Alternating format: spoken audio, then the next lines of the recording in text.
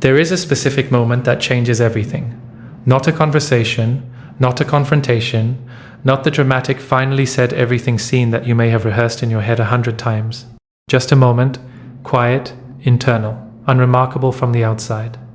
The moment you realized that you were thinking about something else, that the phone was across the room and you had not checked it, that an entire afternoon had passed without the background hum of wondering where things stood. That the question of what they are feeling, what they are thinking, whether they are going to reach, that question, which used to occupy the foreground of your interior with the urgency of something genuinely critical, had moved, quietly, without announcement, to somewhere much further back. That moment is the one this video is about, not the performance of not caring, not the strategic withdrawal designed to produce a reaction. The real thing. The actual, internal, structurally complete shift from someone whose orientation was primarily pointed at another person's emotional weather to someone who is, genuinely, primarily pointed elsewhere, at their own life, their own morning, their own quiet, unmonitored, genuinely inhabited present. That shift devastates the avoidant, and understanding why, precisely specifically at the level of mechanism rather than surface, is what changes how you understand both what you have been through and where you are going. The word devastated needs unpacking before anything else, because it sits uncomfortably alongside everything that has been understood about avoidant psychology. The avoidant who maintained distance, who ran the deactivating strategies, who kept the intimacy at a carefully managed temperature, who seemed, from the outside and often from the inside, to be fundamentally fine with less, with space, with the dynamic existing at a reduced intensity. That person, devastated by your not caring, requires explanation, because the devastation seems, on the surface, to contradict the behavior. If the distance was desired, if the space was needed, if the managed quality of the connection was what the system required to feel safe, why does the genuine withdrawal of your caring produce devastation rather than relief? The answer is the one that has appeared in various forms throughout every conversation in this series. The distance was never about not wanting you. It was about wanting you while being terrified of what wanting you fully would cost. The management of the connection was never indifference. It was the continuous, exhausting, ultimately self-defeating attempt to have the connection without the vulnerability that genuine connection requires. To keep you close enough to feel the warmth without being close enough to be devastated by the loss of it. The problem, the specific, structural, finally inescapable problem that your genuine not caring reveals, is that the strategy failed. Despite everything. Despite the deactivation and the distance and the managed temperature and the continuous suppression of the full size of the feeling, despite all of it, the wanting became real, the attachment became genuine. The investment, however managed, however carefully kept below the threshold where loss would be devastating, became the kind that loss devastates. And you stopped caring, not because you are cruel, not because the love disappeared cleanly, but because you are human, and humans have a finite capacity for sustained investment in a dynamic that does not return what it requires. You reached the end of that capacity, not dramatically, gradually, organically, in the way that genuine emotional exhaustion eventually produces genuine detachment. The caring did not stop because you decided it would stop. It stopped because the conditions that sustained it, the hope, the intermittent reinforcement, the genuine warmth of the moments that made the rest worth enduring, those conditions ceased to produce the effect they once produced. The hope ran out. The warmth stopped being sufficient fuel for the maintaining of an orientation that cost more than it returned. And in the running out, in the genuine, unperformed, internally complete exhaustion of the caring, something the avoidance system never adequately prepared for arrived. The actual, real, not strategically manufactured withdrawal of the one thing the strategy depended on. Your consistent, sustaining, reliably there orientation toward the connection. Gone. Not performed, gone. Actually gone. The avoidance system, in countering this, runs its standard assessment, looks for the familiar shape of the dynamic, reaches for the expected texture of your presence, the orientation, the monitoring, the quality of someone who is fundamentally still organized around the connection, even when creating distance. Looks for the thread that was always there. The one that persisted through every withdrawal, every cooling, every stretch of managed distance. The one that confirmed reliably that the door was open, that the warmth was available, that the connection would still be there whenever the fear subsided enough to return to it. The thread is not there, not pulled taut with the tension of someone who is trying not to reach. not present in the attenuated form of strategic withdrawal, simply not there. The orientation that produced it has moved, genuinely completely, in the direction of an elsewhere that has nothing to do with the monitoring of their emotional weather. The system reaches for the thread and finds absence. And the absence, the specific, complete, structurally different quality of someone who is genuinely no longer organized around the connection, registers in the avoidance nervous system as something it has never encountered from this source before, not the absence of contact. The absence of orientation, the absence of the caring that was always the background condition of the dynamic. Even in its most frustrated, most exhausted, most this is not sustainable form, the caring was always there, providing the background hum of continued investment, confirming that the attachment was intact, that the connection existed in the form that the avoidance system had filed under reliable. The filing is being revised. And the revision is not comfortable. What the avoidant experiences in the presence of your genuine not caring is something that the deactivating strategies were specifically designed to prevent from ever arriving. The full, unmanaged, unprotected experience of what losing you actually means. Not the anticipated experience, the one the strategies were always preemptively managing against, the actual experience, arriving in real time, without the buffer of your continued availability to soften it. Without the background knowledge that the caring was still there and therefore the loss was not truly complete, the loss is complete. Or it is becoming complete. And the completeness of it, the specific, irreversible quality of a caring that has genuinely run its course, rather than a caring that is performing exhaustion, that completeness removes the last buffer between the avoidant and the full size of what they were always managing against feeling. They feel it now. Not in the efficient metabolizing way that you felt the grief of the dynamic in real time. In the accumulated, suddenly arrived, suppression system overwhelmed way that avoidance feel things when the management finally fails. All at once, without the gradual diminishment that real-time processing provides, the full weight, undiluted by the distance that was supposed to protect against exactly this. This is the devastation, not the sadness of someone who is simply disappointed. The specific quality of someone whose protective system has been circumvented by the very outcome it was constructed to prevent. Who is experiencing, for possibly the first time in the context of this attachment, the full unmanaged truth of what you meant to them, what the connection was, what the caring, now genuinely absent, was providing to their interior in ways they never allowed themselves to fully acknowledge while it was present. The not acknowledging was the problem. This is worth sitting with. Throughout the entire dynamic, through every moment of genuine warmth and every strategic withdrawal and every carefully managed distance, the avoidant was receiving something from your caring that they were not acknowledging. Not to you, not to themselves. The security, the background stabilization, the specific quality of knowing, below the level of conscious awareness in the nervous system rather than the mind, that someone was there, genuinely, reliably, consistently there. Not managed, not strategic, just there because they cared. That background knowing was doing more work in the avoidance interior than anything visible in the dynamic would suggest. It was providing a form of security that the avoidance self-sufficient presentation would never have admitted to needing. The performed independence, the I don't need anyone quality that the avoidant presents as personality, was, in the context of your consistent caring, resting on the hidden foundation of your presence. The independence was easier to perform because the caring was reliably there. The self-sufficiency was more convincing, to them as much as to you, because somewhere underneath it, the attachment was intact and the caring was present, and the nervous system knew it even if the conscious mind was busy denying it. Your genuine not caring removes the foundation. The performance of independence, suddenly unsupported by the actual presence of someone who reliably cared, reveals itself for what it always was, a performance. Built on the hidden, never acknowledged, now absent foundation of your sustained orientation toward the connection. Without the foundation, the performance does not hold in the same way. And without the performance holding, the actual interior becomes visible. To them, the interior that has the full unmanaged experience of what it means to have lost the caring that was always the quiet ground beneath the dynamic.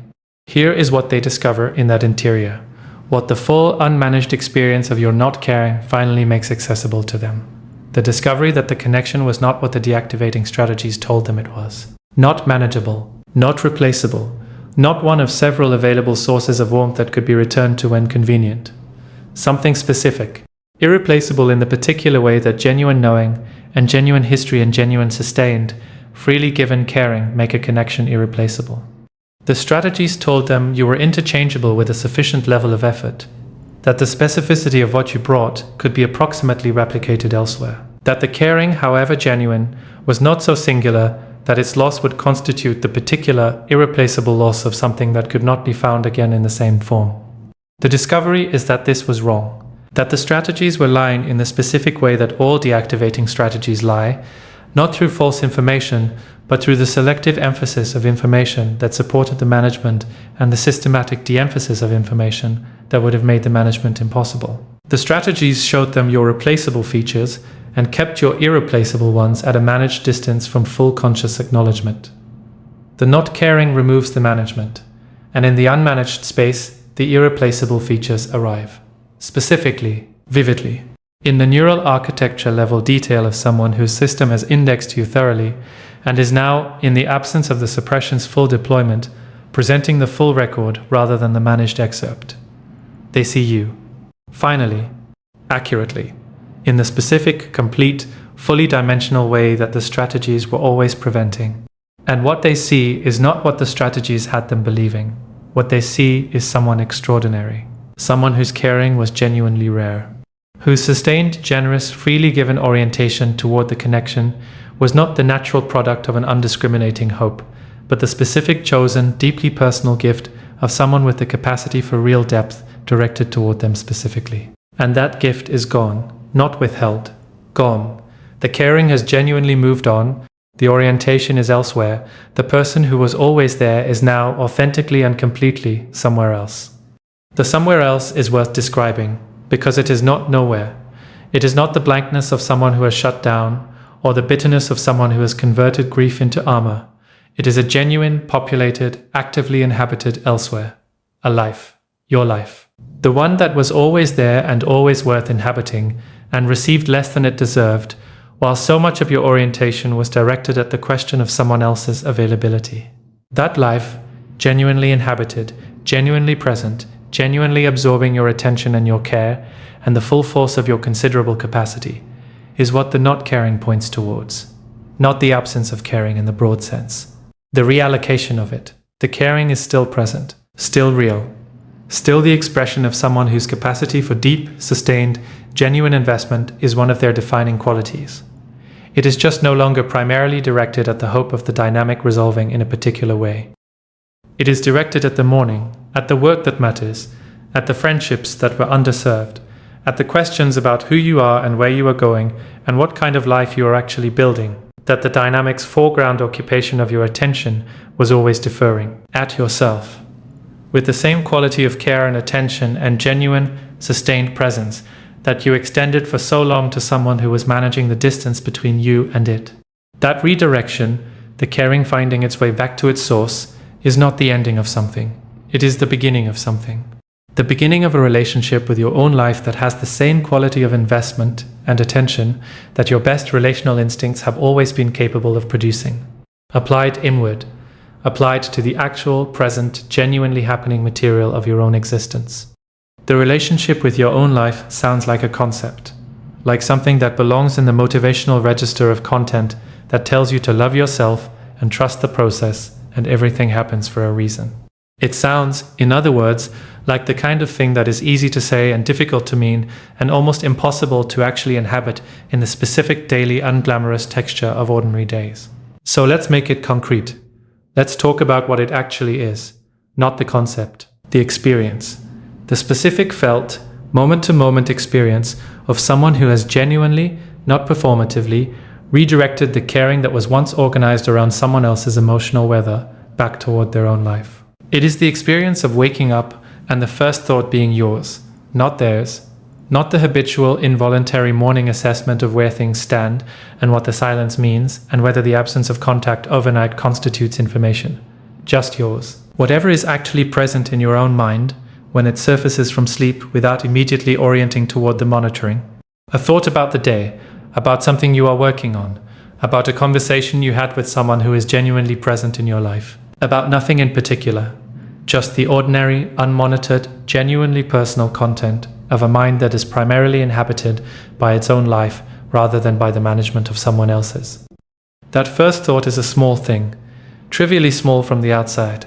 From the inside, it is a marker, the evidence of a reorientation that has reached the most automatic level of your psychology, the level that operates before choice, before consciousness, before the deliberate, effortful maintenance of a posture, the level that simply runs and runs now toward your own life rather than toward the assessment of theirs. Reaching that level takes time. It is not the product of a decision, however genuine. It is the product of accumulated days of genuine reorientation, of the consistent, repeated, unglamorous choice to return to your own ground when the old pull reasserts itself, of building enough genuine substance in your own life that the first thought has somewhere of its own to land, something real to orient toward, something that deserves the quality of attention that the monitoring used to consume. Building that substance is the practical work, not the internal work. The internal work has been described at length and is real and necessary. The external, visible, actual life being built work. The specific, concrete accumulation of things that are genuinely yours, that belong to your life and your becoming and your particular irreplaceable experience of being the person you are in the world. What are those things? They are different for every person, and the specific content matters less than the quality of investment they receive. But they share certain features.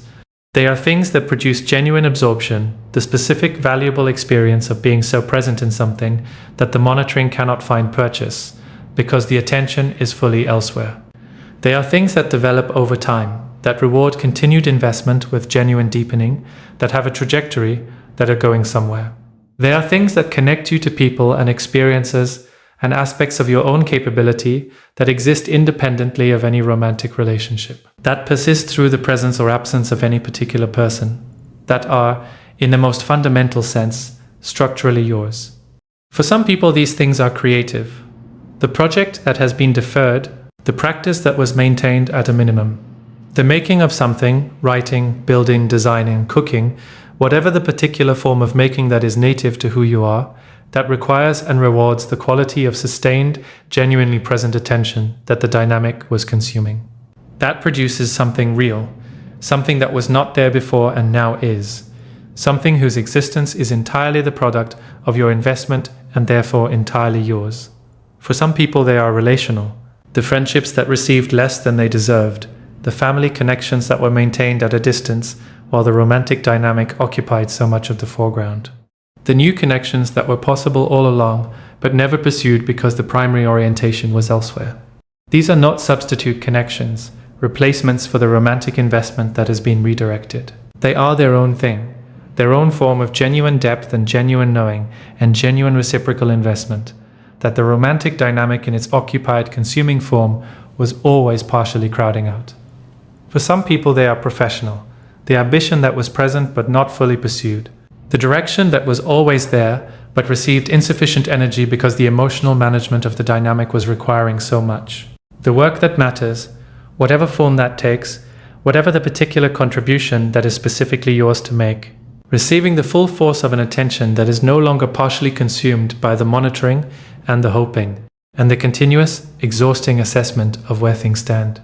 Whatever the specific content, the investment produces something that accumulates in the way that genuine investment always accumulates. Not dramatically, not with visible milestones that announce themselves as progress.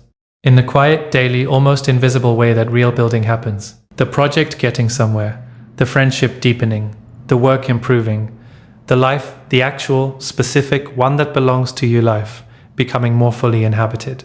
More genuinely yours. More specifically, in the way that things that have received genuine attention become specific, detailed and textured and real in a way that things that have been maintained at a minimum never quite managed to be. And as it accumulates, something changes in the quality of your presence in the world, not dramatically, in the subtle, pervasive, felt by others before it is seen way that genuine internal change always manifests. You become more interesting. Not in the performed sense of someone who has cultivated interestingness as a social strategy, in the genuine sense of someone who has things happening in their interior that are worth encountering. Ideas forming, questions developing, perspectives that have been refined by genuine engagement with real material rather than the circular, consuming engagement with the question of someone else's availability. You become more present. In conversations, in rooms, in the ordinary moments of daily life that tend to receive the depleted, distracted, partially elsewhere attention of someone whose primary orientation is toward a dynamic, rather than toward their actual life. The presence that returns when the monitoring quiets is a quality of attention that other people feel. That makes them feel more seen, more heard, more genuinely encountered than the monitoring divided attention ever could.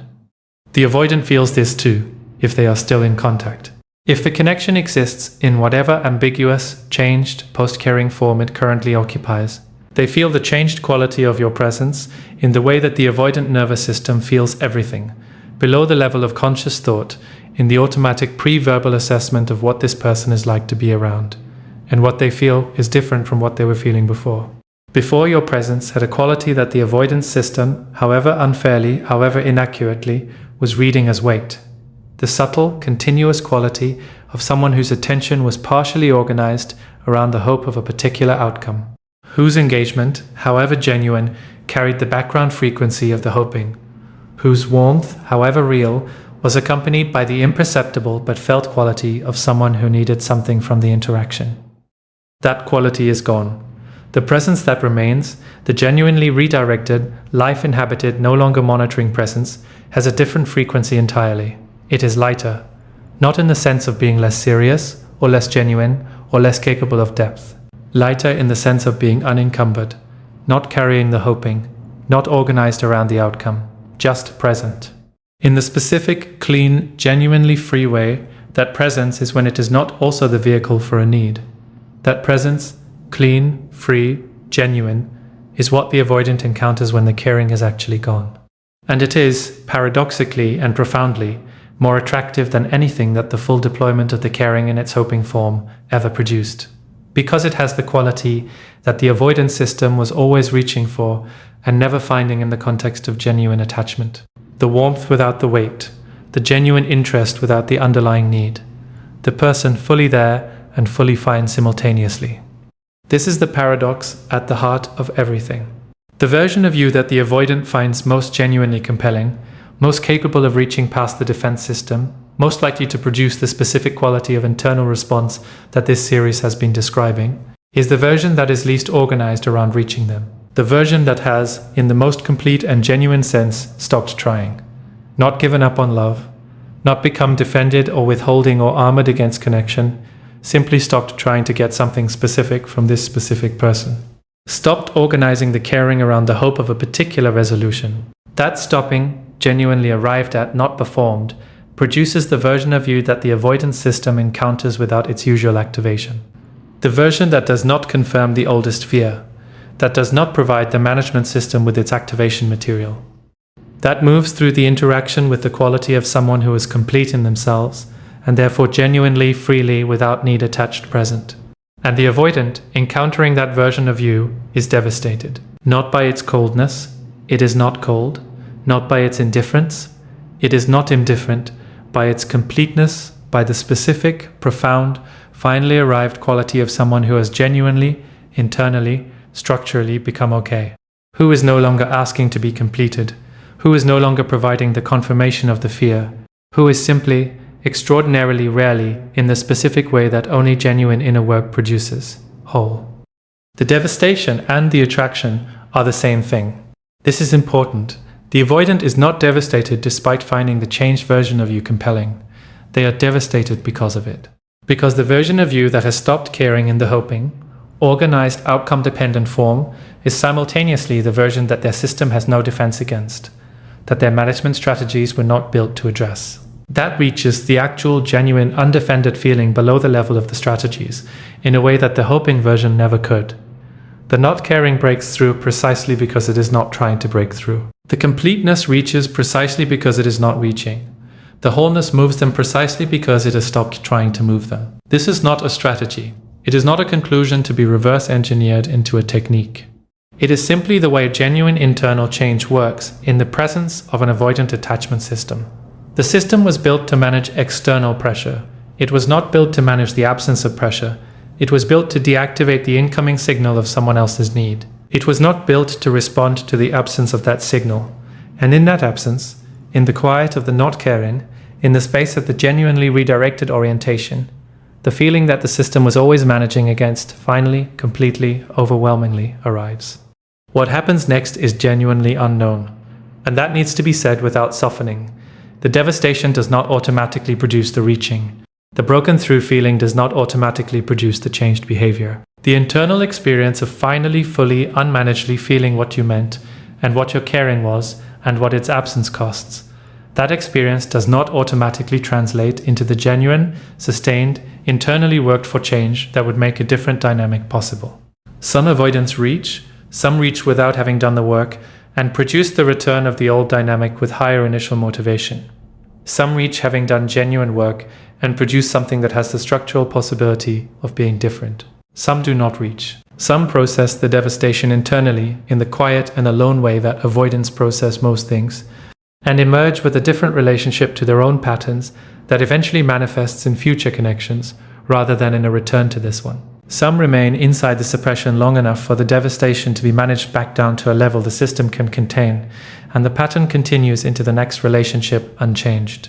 You cannot determine which of these occurs.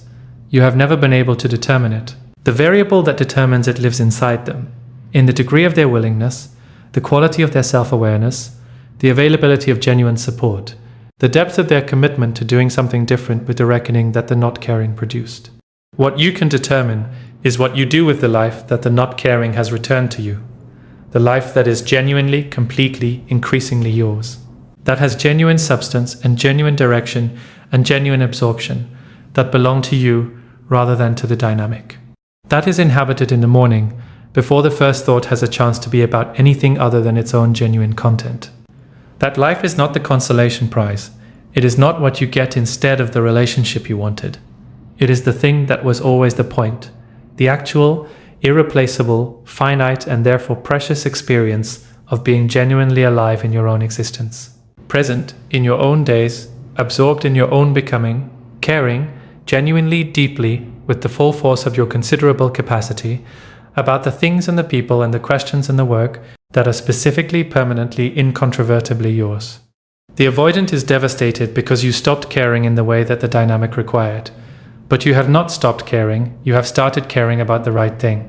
Yourself, your life, your actual, present, fully inhabited, genuinely extraordinary, ordinary days. That caring, finally, completely, pointed in the direction that deserves it most, is the beginning of everything, not the end. The beginning of the life that was always waiting for you to care about it enough to show up. You showed up. And everything, slowly, genuinely, in the unglamorous and irreplaceable way that real things always begins. There is something that happens when you stop waiting for your life to begin after the resolution of someone else's internal conflict. Something that is difficult to describe accurately because it does not have the dramatic quality that transformations are supposed to have. It does not feel like a turning point. It does not announce itself. It arrives the way all genuinely structural changes arrive, in retrospect. You look back from some ordinary Tuesday and realize that the Tuesday 3 months ago was different. That something has shifted in the texture of the days that is not visible in any single day, but is unmistakable across the accumulation of them. The shift is this. You became the subject of your own life rather than the observer of someone else's. Not through a decision, through the gradual, daily, unremarkable accumulation of moments in which your attention was genuinely elsewhere, in which the monitoring was not running, in which the question of where things stand with them was not the background frequency of everything, in which you were simply, completely, without effort or intention, present in your own experience. Those moments accumulated. And their accumulation changed the default, changed what your interior reaches for when it is not reaching for anything in particular, changed what the mind returns to in the spaces between things, changed what feels like home. Home. That word is worth staying with. Because one of the quieter, less discussed costs of the avoidant dynamic is the way it displaces you from your own interior. The continuous orientation toward their emotional weather requires a quality of outward attention that is the opposite of being home in yourself. You become fluent in their internal landscape, their patterns, their triggers, their cycles, the specific quality of different silences, while your own interior becomes less visited, less known, less like a place you inhabit fully, and more like a place you pass through on the way to the more urgent business of understanding them. The return home, the genuine, gradual, nobody announces it return to your own interior as the primary place you live, is what the shift produces. And home, when you return to it after an extended absence, is surprising, richer than you remembered, more specifically yours than the time away allowed you to experience, full of things that were always there, questions, interests, perceptions, directions, that did not disappear during the displacement, but simply went quiet, waited. With the patient, unconditional quality of things that belong to you and therefore are not going anywhere. Those things are present now, audible in a way they were not when the monitoring was running. And their audibility, the specific interior experience of your own mind having things to say that are genuinely yours, rather than responses to someone else's behavior, that is one of the most quietly profound aspects of the return. You become interesting to yourself again. Not in the narcissistic sense, in the simple, human, entirely healthy sense of having an inner life that is worth paying attention to, that produces genuine curiosity, that has things happening in it that deserve the quality of attention that was for so long directed elsewhere. The inner life that is worth paying attention to is not a given. It is not the default condition of a person who has been living primarily in the external orientation of the dynamic. It has to be recovered, rebuilt, revisited with enough consistent attention that it comes back to life in the specific, detailed, inhabited way that inner lives have when they are genuinely tended. The tending is the practice. Daily, unglamorous, without external validation. The practice of sitting with your own experience rather than immediately converting it into something shareable or analyzable or useful for the project of understanding someone else. The practice of following your own curiosity wherever it goes without assessing its relevance to anything outside itself. The practice of feeling your own feelings in their complete unedited form rather than the managed version that was always being calibrated to the requirements of the dynamic. This practice sounds passive. It is not. It is one of the most active things available, because it requires the continuous, effortful resistance of the habit of outward orientation. The habit that was built over the course of the dynamic, and that will reassert itself, especially in the early stages of genuine return, with the insistence of any deeply established pattern. The pull toward monitoring. The impulse toward interpretation. The familiar, almost comforting quality of organizing your interior around someone else's emotional weather. Each time that pull is felt, and the choice is made to return to your own ground, to your own morning, your own question, your own genuine present moment experience, the habit weakens slightly and the home strengthens slightly. The return becomes marginally easier. The home becomes marginally more inhabited. The life becomes marginally more yours. And the avoidant, somewhere in the distance that their choices created, is living with the consequences of those choices in a way that your sustained outward orientation was always preventing them from fully experiencing. Your presence, even in its hoping, monitoring, caring too much form, was a buffer, a continuous, generous, entirely unintentional protection against the full experience of what their pattern produces in its natural, unmitigated form. Without that buffer, the natural consequences arrive. The specific quality of a life organized around managed distance from genuine connection. The loneliness that the self-sufficiency performance was always papering over. The flatness that sets in when the warmth that was always available, however managed, however taken for granted, is genuinely no longer available. The uncomfortable, increasingly undeniable awareness that the independence that felt like freedom has a cost that only becomes fully visible when the person it was practiced against is no longer there to return to. The consequences are not punishment. You are not withholding yourself as a lesson or engineering the situation to produce a particular realization. The consequences are simply what the pattern produces when the person absorbing its cost has stopped absorbing it. When the buffer has been removed not through anger or strategy, but through the genuine, structural, internally complete process of arriving at a life that no longer has room for the absorption. The consequences are information. For the avoidant, they are perhaps the most direct and unteachable information available about what the pattern costs. Not described by someone who loves them, not explained by a therapist, or a framework or an understanding of attachment theory, experienced. In the specific felt, body-level way that only direct experience provides.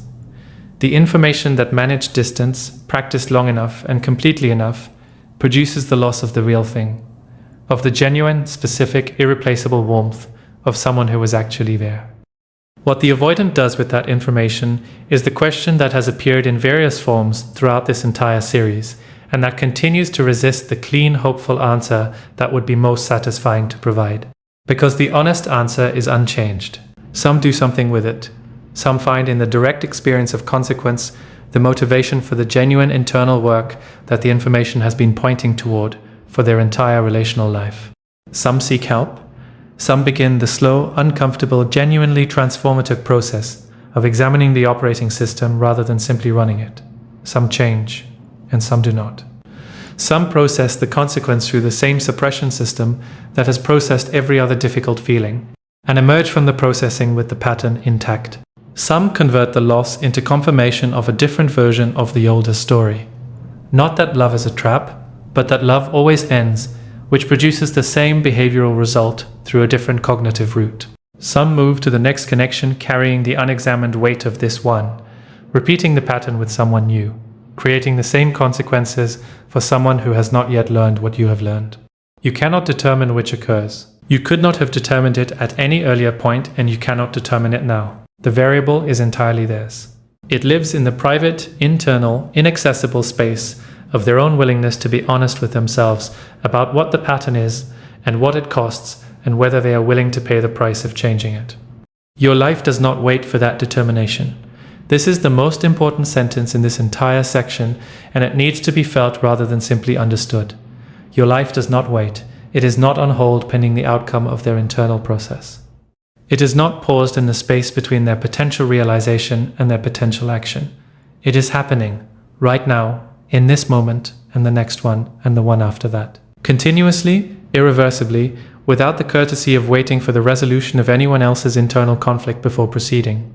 The happening of your life, its continuous, unstoppable, genuinely present unfolding, is the thing that the not caring made fully available. The caring that was organized around the hope of their change was, in its own gentle way, a form of waiting, of holding the life slightly in suspension, of allowing the question of their availability to occupy a portion of the foreground that belonged by right to your own present moment. That suspension is over. The foreground belongs to your life now, completely. With the full, unshared quality of attention that a life deserves when it is being genuinely inhabited rather than partially deferred. What does a fully inhabited life feel like? Not in the abstract, in the specific texture of ordinary days that have been returned to their proper owner. It feels like Sundays that belong to you. Not Sundays organized around the monitoring of whether contact has been made or the assessment of what silence means. Sundays that have their own content, their own quality of morning and afternoon, and the particular unremarkable, genuinely yours texture of a day spent primarily in your own company and the company of people who are actually, consistently, reliably present. It feels like conversations that go somewhere. Not conversations that are partially conducted through the filter of someone else's potential reaction or the management of your own presentation in relation to a hoped-for outcome. Conversations where you say what you actually think, because what you actually think is the most interesting thing available, and there is no longer a reason to manage it. Where you are genuinely curious about the other person because your attention is not elsewhere. Where the exchange produces something, a new thought, a changed perspective, a genuine moment of contact between two people who are both actually present. It feels like work that receives your real attention, not the depleted, partially elsewhere, one eye on the phone attention of someone whose primary orientation is toward a dynamic rather than toward the thing in front of them. The full, absorbed, genuinely engaged attention of someone who is completely here, who cares about what they are doing with the specific undivided quality of caring that is only available when the caring is not already partially allocated to the monitoring of someone else's availability. It feels, in sum, like being alive in the specific, present, irreplaceable way that the dynamic was always powerfully preventing, not through cruelty, not through anyone's deliberate choice, through the simple structural reality of sustained outward orientation, consuming the attention and the energy and the genuine presence that your own life deserves, and has always deserved and is now finally receiving. The avoidant is devastated because you stopped caring in the way the dynamic required. But look at what the stopping produced. Look at what the genuine, complete, internally arrived at redirection of the caring is made available. The mornings, the Sundays, the conversations, the work, the inner life returning to its full, inhabited, genuinely interesting richness. The home that was always there, waiting, with the patient and unconditional quality of something that belongs to you and therefore was never going anywhere. You are home, in your own life, in your own present, in the specific, ordinary, irreplaceable texture of days that are genuinely, completely, without reservation yours. That is not the consolation, that is not what you get instead of what you wanted. That is the thing itself, the life. Fully lived, finally, completely, without the partial suspension of someone whose caring was elsewhere. Here, all of it, yours. And the avoidant, somewhere in the distance that their pattern created, is beginning to understand, in the only way that genuine understanding is ever available, through direct experience rather than explanation, what it cost them, not to punish them, not to teach them. Simply because consequence, arriving honestly and without buffer, is the most direct teacher available. And you, freed from the role of absorbing the cost of their pattern, are living the life that was always yours to live. Fully, finally, without waiting for anyone's permission, without organizing yourself around anyone's timeline, without holding any part of yourself in reserve for the possibility of a resolution that may or may not arrive. Just here. Just this. Just the extraordinary, ordinary, genuinely irreplaceable fact of your own life happening.